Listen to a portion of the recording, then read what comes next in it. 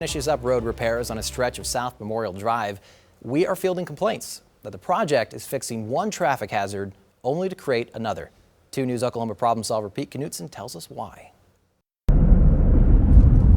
Take a drive down Memorial, going south between 71st and 81st, and you may be in for a rough ride. It's very bumpy. It's bumping my kids around in their car seats. After a recent road project meant to get rid of monster potholes, Tony DeRosa says she's left dodging bigger than usual drainage inlets instead. With these drain holes, they're just as bad as a pothole. Some folks are complaining to us by phone and email too. Carol, for example, says, "I drove on the newly constructed street. The designers have created deep dips in the street to catch water.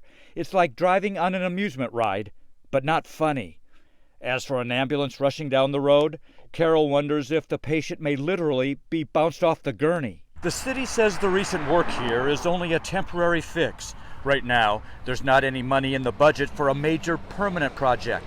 So the city did this Band-Aid repair instead, in response to all the complaints they heard about the massive potholes along this stretch of street.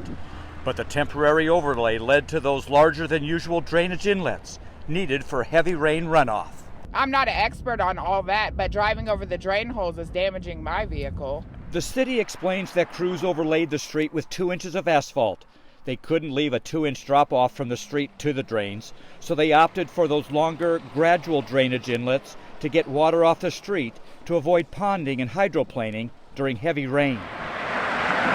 And now, crews have added a white line, indicating a shoulder on the street, to help drivers like Carol and Tony avoid the bumpiest part of those drains until there's plans and money for a permanent repair project.